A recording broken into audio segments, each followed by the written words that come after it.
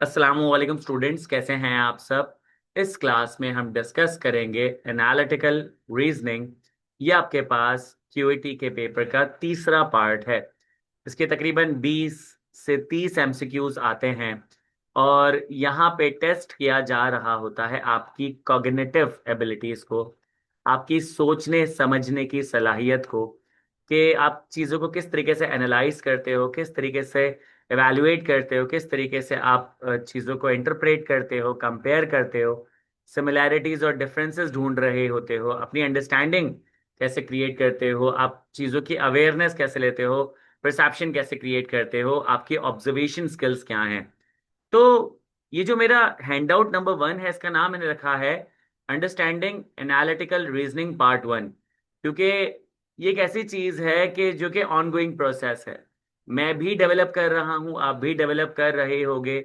इसमें education, skills, experiences, observations, expertise, knowledge, socialisation, आपकी upbringing, आपकी सोसाइटी, बहुत सारे फैक्टर्स कंट्रीब्यूट कर रहे होते हैं।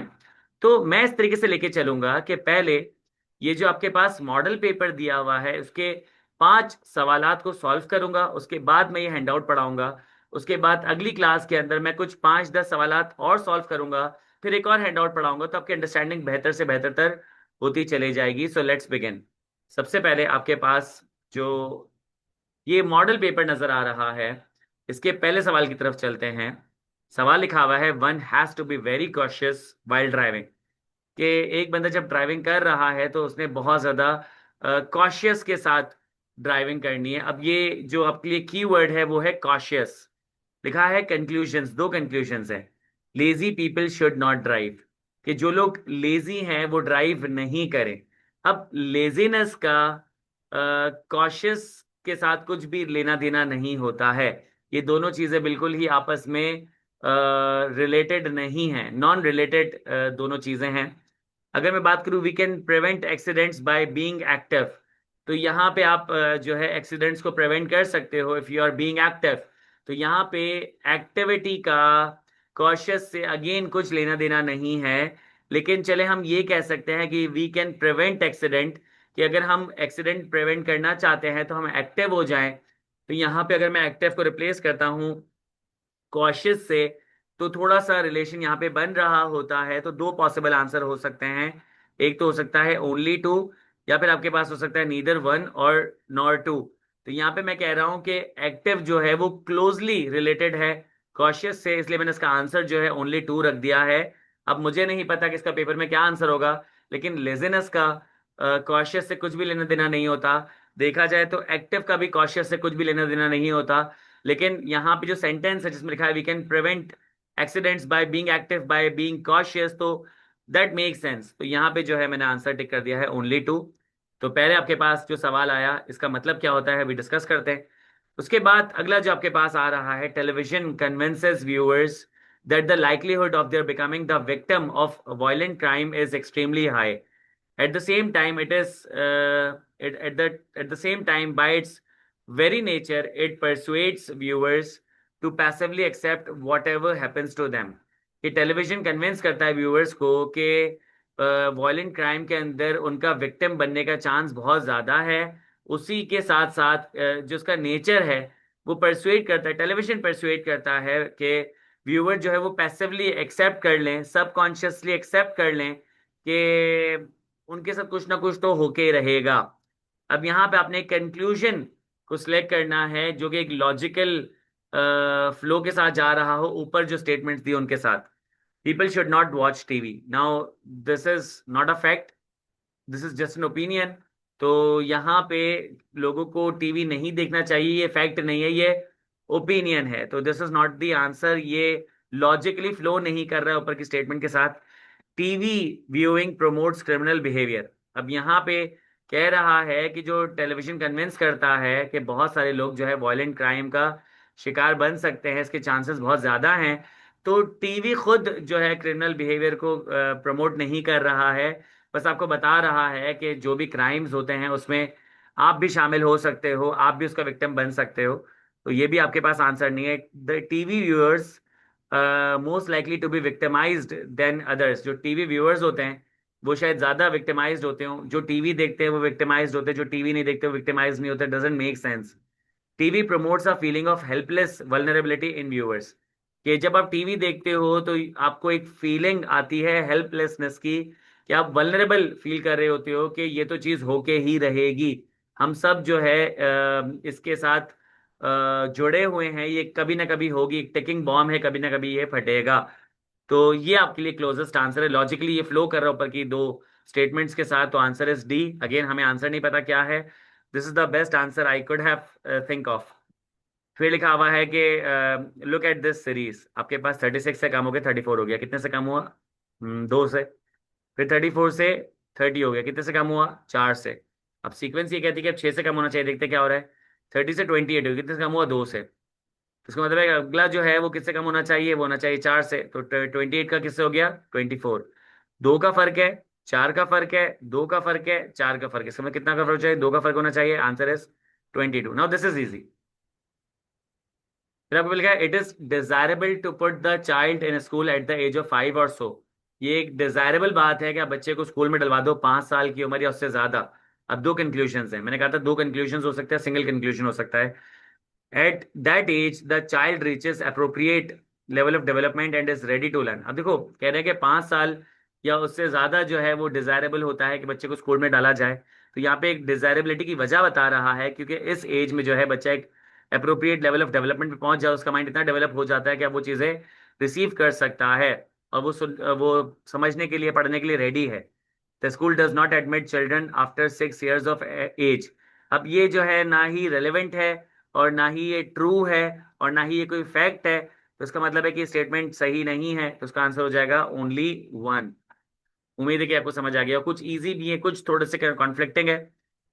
Odometer is to mileage as compare to odometer is to mileage as compass is to. तो यहाँ पे ऑडोमीटर जो है वो आपको माइलेज के बारे में बताता है, तो कंपस क्या बताता है? कंपस आपको डायरेक्शन बताता है।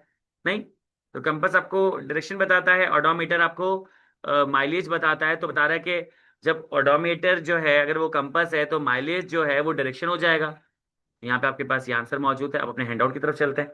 अब जरा देखते हैं कि एनालिटिकल रीजनिंग क्या है। What is analytical reasoning? लिखा है analytical reasoning test your ability to. Analytical reasoning आपकी एबिलिटी टेस्ट करती है कि आप अंडरस्टैंड कर सको किसी स्टेटमेंट को। हम लोगों ने हर स्टेटमेंट को समझा, हम आइडेंटिफाई कर सकें रिलेशंस को आइडियाज के दरमियान, कि इन आइडियाज के दरमियान ये रिलेशन है, इस आइडिया के दरमियान ये रिलेशन है। हम लॉजिकल कंक्लूजन्स ड्रॉ कर सकें, हम पैटर्न्स को, कंपैरिजंस को रिकग्नाइज कर सकें, हम बेसिक रीजनिंग अप्लाई कर सकें कि क्या चीज सच्ची है और क्या चीज सच्ची नहीं है, व्हाट मस्ट बी ट्रू। और ये आपकी मेमोरी टेस्ट नहीं करता है, कोई बुक नॉलेज टेस्ट नहीं करता, ये बस टेस्ट करता है हाउ यू थिंक। मैं आपको ऑलरेडी बता चुका हूँ। सिंपल वर्ड्स में कहे तो एनालिटिकल रीजनिंग का मतलब होता है लॉजिकल थिंकिंग। 3 या 3 से ज्यादा किस्म की रीजनिंग हो सकती है। जो हमने 5 सवाल देखे उनमें 3 किस्म की थिंकिंग आई। एक स्टेटमेंट कंक्लूजन रीजनिंग, जिसमें वो टेलीविजन वाला आया, या उसमें जो आपके पास लेजीनेस वाला आया, कॉशियस वाला आया, या फिर उसके अंदर वो जो बच्चे की एज वाला आया कि उसको एडुकेशन करवा सकते हैं कि नहीं। ये स्टेटमेंट कंक्लूजन है। नॉलेजीज का मतलब होता है कि ये चीज़ इससे रिलेट करती है, चीज़ इससे रिलेट करती है। फिर नंबर पैटर्न्स हमने देखा कि 2 4 2 4 2 का फर्क आ रहा था। तो यहाँ पे आप देख लें कि आपके पास जो है टाइप 1 है स्टेटमेंट कंक्लूजन रीजनिंग, कि आपको एक स्टेटमेंट दी गई होगी, एक या एक से ज्यादा कंक्लूजन दिया होगा। आपकी जॉब जो है आपने चेक करना है कि उनका कौन सा कंक्लूजन जो है वो लॉजिकली फ्लो कर रहा है। बहुत इंपॉर्टेंट है कि आपने जो स्टेटमेंट एक्सेप्ट किया 100% ट्रू होनी चाहिए, चाहे वो आपको स्ट्रेंज साउंड क्यों ना कर रही हो। कैसे सॉल्व करोगे? सबसे पहले देखो कि जो कंक्लूजन है वो इंफॉर्मेशन से ही आ रहा है, अलग से तो नहीं आ रहा। फिर ये देखोगे इसमें कोई एक्स्ट्रा जम्पशन ऐड हुई हुई है। फिर देखोगे यहाँ पे जो है वो कुछ ऐसी चीज गैस कर रहा है जो ऊपर नहीं मौजूद है, या ये कोई चीज कोई मीनिंग तो चेंज नहीं कर रहा। अगर ये कुछ एक्स्ट्रा अज्यूम कर रहा है तो फिर आंसर नहीं होगा। अगर कुछ ऐसी चीज एज्यूम कर रहा है जो कि ऊपर स्टेटेड ही नहीं है तो फिर गलती हो जाएगी। और सबसे बड़ी बात है, अगर कोई चेंज कर रहा है ऊपर के मीनिंग को तब भी सही नहीं है। यहाँ पे वो कंक्लूजन होगा जो कि ऊपर इंफॉर्मेशन से ड्राइव हो रहा होगा। वही कंक्लूजन चूज करो जो कि लॉजिकली फ्लो करता हो, ये नहीं कि जो साउंड करेक्ट साउंड करता हो। ठीक है, एग्जाम्पल आपके पास है कि एक बंदे को कॉशियस होना पड़ेगा ड्राइविंग करते वक्त। तो हमने कहा कि कॉशियसनेस जो है वो जाती है किसके साथ, वो जाती है एक्टिविटी के साथ। फिर ये डिजायरेबल है कि बच्चे को 5 साल की उम्र में स्कूल में डाल दिया जाए, क्योंकि जो बच्चा रेडी हो जाता है, मेंटली डेवलप्ड हो चुका होता है, फिर टेलीविजन जो है वो क्राइम को, टेलीविजन की वजह से लगता है कि जो क्राइम के रिस्क के अंदर हम क्या होगा कि हमारा विक्टिम बनने का चांस बढ़ जाएगा, इसकी वजह से हम जो है वो पैसिवली एक्टिव कर लेते हैं, उस पैसिवली एक्सेप्ट कर लेते हैं उस इवेंट को। तो यहाँ पे था कि टीवी जो है वो प्रमोट करता है हेल्पलेसनेस को। फिर एनालॉजिस का मैंने आपको बताया था कि एक चीज दूसरी चीज के साथ मैच कर रही हो, तो यहाँ पे लिखा था ओडोमीटर जो है वो माइलेज के साथ वैसे ही है जैसे कंपास जो है वो डायरेक्शन के साथ है। ये रहा आपके पास आंसर। फिर इसके बाद मैंने आपको बताया था कि कुछ नंबर पैटर्न्स होते हैं, ये आपके पास एग्जांपल ये रही। आपको गिवन सीक्वेंस, तो आपको एक सीक्वेंस दे दी जाएगी, आपने उसमें से रूल ढूंढना है कि रूल क्या है, और फिर आपने पैटर्न को अप्लाई करना है, आपको आंसर मिल जाएगा। या आपके पास जो है वो किस तरीके से हम एनालिटिकल रीजनिंग जो है पढ़ सकते हैं, पढ़ा सकते हैं। तो स्टेप बाय स्टेप अप्रोच ये है कि सबसे पहले आपने स्टेटमेंट को कामली रीड करना है, that's what I did. Students जो है वो बहुत जल्दबाजी में होते हैं, स्टेटमेंट को रीड नहीं करते। फिर उसके बाद ये है कि आपने आउटसाइड नॉलेज को यूज नहीं करना, जो स्टेटमेंट के अंदर मौजूद है आपने वही यूज करना है। फिर आपने स्टेटमेंट्स को कीवर्ड्स में तोड़ना है, जैसे कॉशन को जो है अलर्टनेस के साथ मिलाया। फिर आपने कंपेयर करना है हर कंक्लूजन को सेपरेटली। फिर आपने एलिमिनेट कर देना है उन कंक्लूजन को जो कि नई इन्फॉर्मेशन ऐड कर रहे हो, जो कि अजम्पशन ले रहे हो, जो कि ओपिनियन और एडवाइस दे रहे हो, जो कि फैक्ट्स को रेफर कर रहे हो, जो दी हुई बात है उसको रेफर नहीं कर रहे हो। एनालॉजिस में देखना है कि रिलेशनशिप क्या है, मीनिंग्स को नहीं देखना, रिलेशंस को देखना है। नंबर सीरीज में देखो कि क्या डिफरेंसेस आ रहे हैं, क्या पैटर्न है। या आपके पास कुछ प्रैक्टिस क्वेश्चंस हैं। Statement, all athletes must practice daily, हर एथलीट ने जो है डेली प्रैक्टिस करना है। Athletes improve only if they practice, those who do not practice can not be athletes. तो देखो, जो प्रैक्टिस नहीं करते वो एथलीट्स हो सकते हैं, इसका कुछ लेना देना नहीं ऊपर की स्टेटमेंट के साथ। हाँ, ये है कि एथलीट इंप्रूव हो जाते हैं अगर वो प्रैक्टिस करते हैं। तो क्यों डेली प्रैक्टिस करना चाहिए? Because they improve. तो यहाँ पे आपके पास जो आंसर आ जाएगा वो आ जाएगा 1।